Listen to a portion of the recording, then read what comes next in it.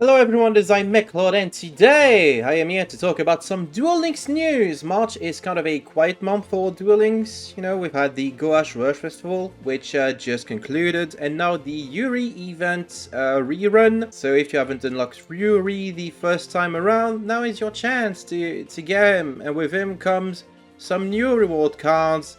I figured I'd make a video to talk about those because I've been lacking content recently. I've been busy on other projects, including more long-form discussion videos for which I have to write a script and do a bit more of editing. This is going to be plain and simple, little to no editing, and we're just going to be talking about cards. So if this is a format that you are interested in, let me know in the comments of this video, like the video and subscribe to the channel if you have not already. So, the new Yuri stuff worth talking about. We are going to start with Predaplant Spider Orking. Did I say Orking? I meant Orchid. It is a level 1 dark plant monster with pendulum scale of 8. Its pendulum effect allows you to, if this card was activated this turn, destroy a card in the back row.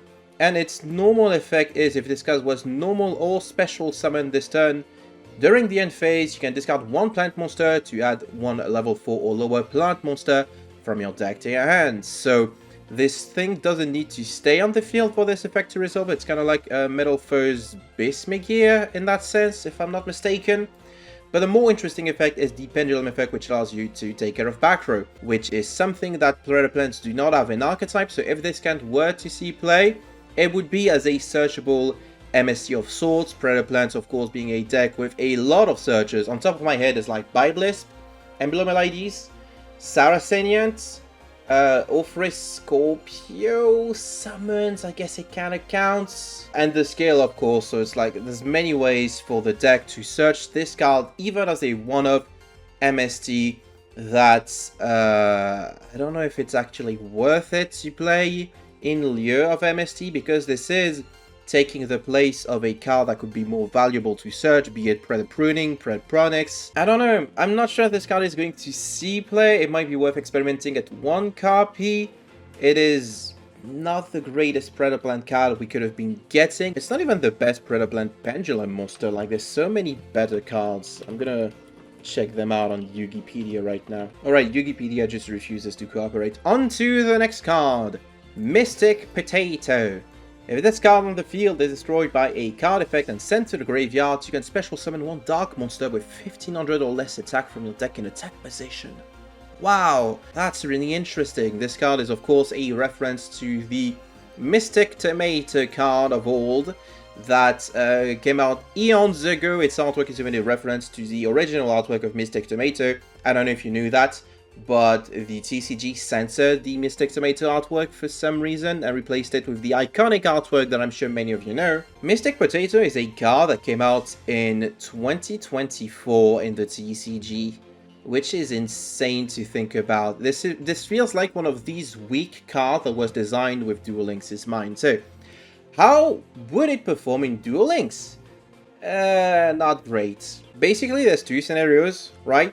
Either you get your opponent to buff this card with the card effect, which this card is not really threatening. Even if it's a set monster, your opponent is probably going to go for their back row with their targeted removal anyway. Or you pop it yourself, which is an interesting way to look at it. If you set this, activate Darkhold, you wipe your opponent's board, and potentially plus off of the Mystic Potato into, I don't know, you can play it in Predaplants to get an Orchid Scorpio, you can play it in Orchid to get Armageddon Knight on the field, you can play it in Unchained, I think the Unchained monster is the Darks. You can even set it and then use one of the Unchained Twins to pop it, guaranteeing that you get another Unchained Twin, but you're probably just better off playing Unchained cards instead, because that's the thing. If you put this card in your deck, you're making your deck less consistent, and the chances of you drawing the power cards that you need are gonna be smaller.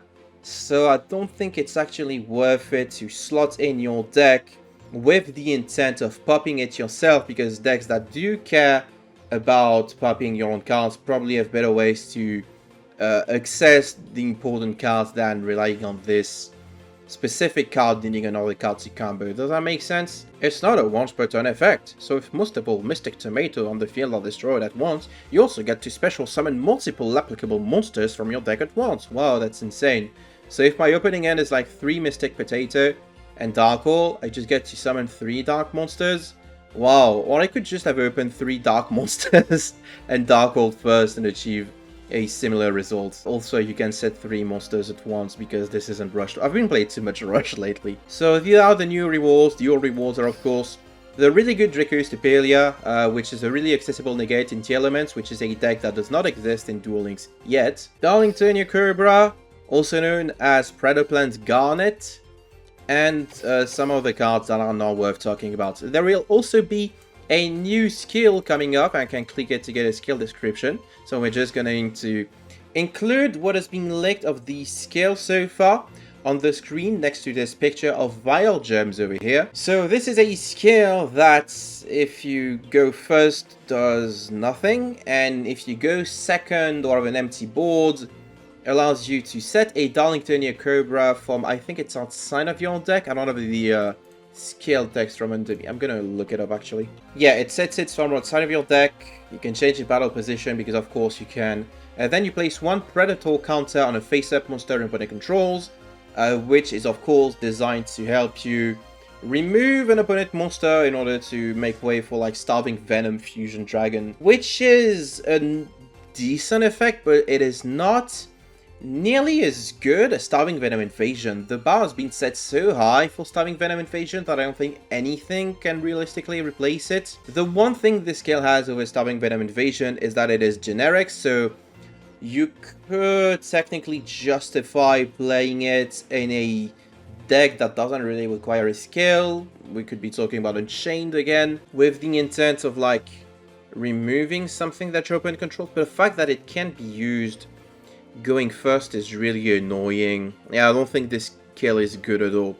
Then again, this is just what has been leaked so far. The skill text is subject to change, so maybe it will be better, maybe it will be worse. I guess we'll only know in 3 days from now. And that's pretty much it for today's discussion, actually. There's like 1 decent card, 1 mediocre card, and what looks like to be a pretty garbage skill coming our way. I don't think these will do much to help Predaplants in the current metagame. I say that as if it's been underperforming, but it's like the 3rd or 4th best deck of the current format, and has been a really popular and powerful deck for the past couple of months. But if you were looking to like cook something cool with Mystic Potato, let me know in the comments. But that will be it for today's video. Thank you all for watching. I hope that you enjoyed it. A little bit shorter than usual.